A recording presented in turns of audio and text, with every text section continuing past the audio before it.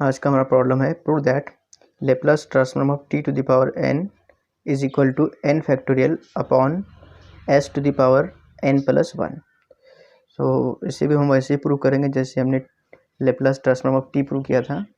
तो सबसे पहले हम कंसीडर करते हैं, या फिर आपको पता होना चाहिए कि Laplace transform of f of t होता है integration from zero to infinity e to the power negative S t f of t D T.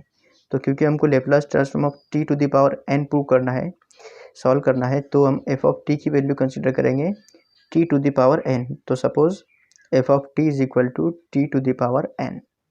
अब ये एफ ऑफ टी की वैल्यू जो है, ये नई वैल्यू हमको इस फार्मूले में असाइन कर देना है। तो ऐसा करने से हमको मिलेगा Laplace transform of T to the power n is equal to integration from zero to infinity e to the power negative S t into t to the power n d T.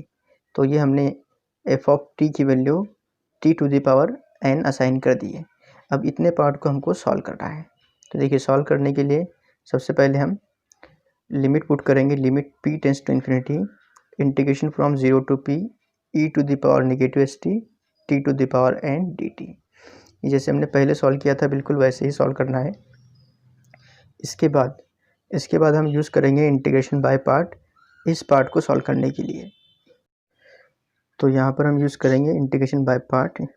इस फार्मूले में हमको u की value रखना है t to the power n और v की value assign करना है e to the power negative S t. तो लोअर लिमिट 0 और अपर लिमिट p होंगी यहाँ पर। तो देखिए, हम वैल्यू रखते हैं। तो पहले हमको मिलेगा limit p tends to infinity as it is. उसके बाद u यानी t to the power n और इंटीग्रेशन v डी एक्स यानी integration e to the power negative S T D T. फिर minus integration from zero to p और D U by D X, मतलब ये होगा integration zero to p into bracket D T to the power n upon D T और integration v D x यानी integration e to the power negative S T D T और last में d x है, इसका मतलब है D T लिखना है हमको। अब इसको हम सिंप्लीफाई करेंगे, जितना पॉसिबल उतना सॉल्व करेंगे। तो आपको पता है कि इसको हम लिखेंगे limit p tends to infinity और इंटू ब्रैकेट ये होगा t to the power n और integration e to the power negative S t, ये होता है e to the power negative S t upon negative s। तो इसकी वैल्यू यहाँ पे असाइन कर देंगे हम इस पार्ट की जगह पे।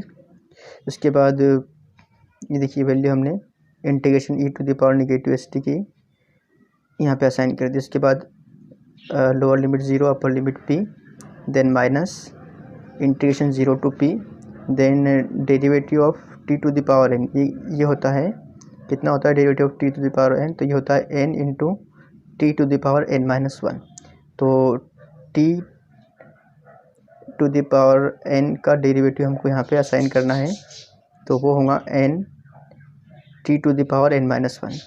और फिर उसके बाद integration e to the power negative S T D t की वैल्यू फिर से ये वाली वैल्यू असाइन करेंगे। तो हमको कुछ इस तरह का पार्ट मिलेगा यहाँ पर और लास्ट में डी टी। तो हमने यहाँ पर कुछ खास नहीं किया, सिर्फ इस इंटीग्रेशन की और इस इंटीग्रेशन की value e to the power negative S t upon negative s रख दिए। और ये जो डेरिवेटिव है, derivative of t to the power n, उसकी वैल्यू हमने n into e to the power n into t to the power n minus 1 रख दिए। बस इतना ही काम किया यहाँ पर। तो हम यहाँ पे लिमिट पुट कर देंगे और इतना जो पार्ट है इससे पहले सॉल्व कर लेंगे। तो देखिए क्या होगा, limit p tends to infinity और इस ब्रैकेट की वैल्यू कितनी होगी, यहाँ पर हमको t की वैल्यू एक बार p रखना है और एक बार 0 रखना है। तो हमको मिलेगा p to the power n e to the power negative s p minus 0 into e to the power negative 0। ठीक है, फिर उसके बाद माइनस इसमें देखिए यहाँ पर ये जो पार्ट है इतना, ये नेगेटिव s और ये n, ये दोनों भी कांस्टेंट है विद रिस्पेक्ट टू t। तो n बाय नेगेटिव s, इसको भी हम कॉमन लिख सकते हैं बाहर इंटीग्रेशन के।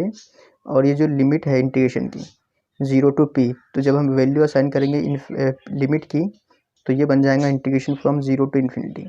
और ब्रैकेट में जो बचेगा, ब्रैकेट में सिर्फ इतना ही बचेगा t to the power n minus 1 into e to the power negative S T D t. तो यहाँ पर हमने क्या किया, पहले तो ये दोनों लिमिट पुट कर दिए अपर लिमिट p और लोअर लिमिट 0, हमको ये एक्सप्रेशन मिल गया। इस हिस्से के अंदर हमने निगेटिव s और n को कॉमन निकाल लिए और p की वैल्यू जो कि limit p tends to infinity है हमने इनफाइनाइट यहाँ पे असाइन कर दिए। तो अब इस पार्ट के अंदर देखिए, इस पार्ट के अंदर ये जो p to the power n ये हिस्सा होगा, ये 0 हो जाएगा। तो देखिए हमको मिलता है यहाँ पर, जब हम देखिए e to the power negative infinity ये 0 होता है और e टू द पावर 0 ये 1 होता है, आपको पता होगा। तो उस ताल्लुक से ये हिस्सा 0 हो जाएगा और ये हिस्सा भी 0 हो जाएगा। इन्हें हमको पहले ब्रैकेट में मिलेगा 0 माइनस 0। देखिए 0 माइनस 0 अपॉन निगेटिव s, ये इस तरह से मिलेगा। फिर उसके बाद में माइनस, ये माइनस और ये माइनस प्लस हो जाएगा, ये माइनस माइनस दोनों मिलकर प्लस बनेंगे और n upon s as it is होगा और इंटीग्रेशन फ्रॉम 0 टू इन्फिनिटी। अब इस पार्ट को आप थोड़ा तरतीब से लिख लेंगे। ये जो negative e to the power negative st है इसको हम पहले लिखेंगे और t to the power n minus 1 है इसे बाद में लिखेंगे और dt एज इट इज़। तो ये हिस्सा तो 0 बन जाएगा, देखिए is equal to 0 plus n by s, ये भी एज इट इज़ होगा। लेकिन ये जो पार्ट है इतना, इस पार्ट के अंदर अगर आप गौर से देखिए तो ये हिस्सा ये लेप्लास ट्रांसफॉर्म के फार्मूले से मैच करता है, जहाँ पे लिमिट 0 टू इन्फिनिटी है, e to the power negative s t ये भी है, लेकिन एफ ऑफ टी की जगह पे यहाँ पर है t to the power n minus 1। तो इस पार्ट को मैं लिख सकता हूँ Laplace transform of t to the power n minus 1, यानी हमको मिलता है यहाँ पर Laplace transform of t to the power n is equal to n upon s Laplace transform of t to the power n minus 1। लेकिन हमको तो ये प्रूव करना है और हमने सिर्फ अभी इतना ही हिस्सा हासिल किया है। तो अब हमको इसका इस्तेमाल करके, इस फार्मूले का इस्तेमाल करके जो हमने अभी भी ड्रा किया है, हमको यहाँ तक पहुँचना है। तो देखिए यहाँ पर Laplace transform of t to the power n, ये हमको मिला n upon s Laplace transform of t to the power n minus 1। यानी अगर मैं n की वैल्यू p असाइन करूँ तो मुझे मिलेगा Laplace transform of t to the power p is equal to p upon s Laplace transform of t to the power p minus n। तो जो भी पावर हमको मालूम करना है उसमें से हमको एक माइनस कर दिया है ना, जैसे Laplace transform of t to the power n minus 1, ये मिलेगा n minus 1 upon s Laplace transform of t to the power n minus 2। अगला अगर मैं देखूँ Laplace transform of t to the power negative 2, ये होगा n minus 2 upon s into Laplace transform of t to the power n minus 3। उसके बाद Laplace transform of t to the power n minus 3 अगर मालूम करूँ तो n minus 3 upon s होगा into Laplace transform of t to the power n minus 4 मिलेगा। इसी तरह से कंटिन्यूसली हम मालूम कर सकते हैं। तो इसको हम इक्वेशन नंबर 1, 2, 3 कंसिडर करते हैं। तो ये 3 इक्वेशंस हमने यहाँ पर अभी फाइंड की। अब यहाँ पर देखिए, अब Laplace transform of t to the power n ये होता है n by s Laplace transform of t to the power n minus 1, यानी जो पावर है t की वो n बाय s और फिर Laplace transform of t to the power n minus 1 यहाँ पे हमको रखना है। जैसे अब यहाँ पर आप देखिए कि बाय इक्वेशन 1 के अंदर आप देखिए कि Laplace transform of t to the power n minus 1 ये क्या होंगे क्वेश्चन नंबर 1 में n minus 1 upon s into Laplace transform of t to the power n minus 2, यानी यहाँ पर जो पावर है उसमें से और एक कम कर देना है जो राइट हैंड साइड है उसमें।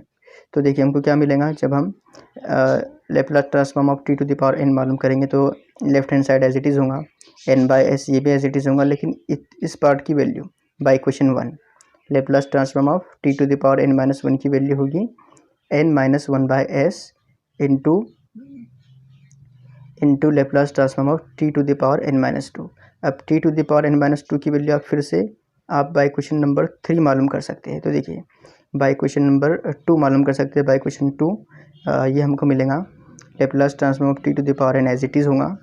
उसके बाद में n by s n minus 1 by s ये दोनों पार्ट भी एज इट इज़ होंगे, लेकिन Laplace transform of t to the power n minus 2 इसकी जगह पे हमको ये पार्ट असाइन कर देना है। तो हमको मिलेगा n minus 2 by s into Laplace transform of t to the power n minus 3।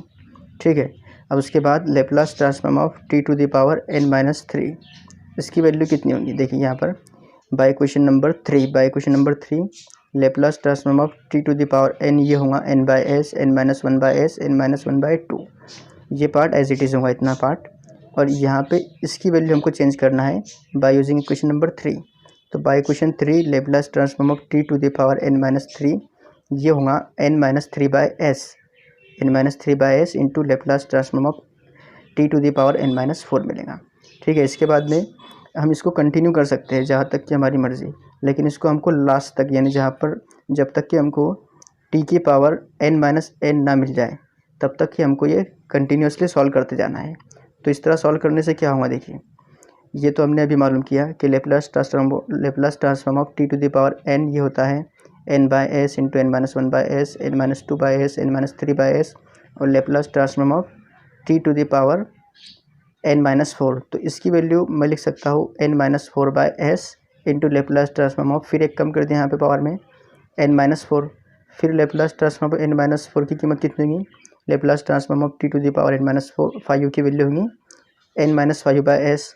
फिर अगले स्टेप में n minus six by S, N minus seven by S, N minus eight by S, N minus nine by S. और ये continuously चलते आना है हमको। कब तक जाएंगे हम, जब तक कि हमको एन की पावर टी की पावर में ज़ीरो नहीं मिलता, यानी एन माइनस एन नहीं मिलता। तो ये कंटिन्यूसली सॉल्व करेंगे, ये N minus ten by S मिल गया। और एक लास्ट स्टेप मिलेगी जब हमको N to the power N minus into bracket N minus one upon S और Laplace transform of T to the power N minus N मिल जाएगा। तो ये जो पार्ट है Laplace transform of T to the power N minus one, यानी ये N minus N zero हो जाएगा।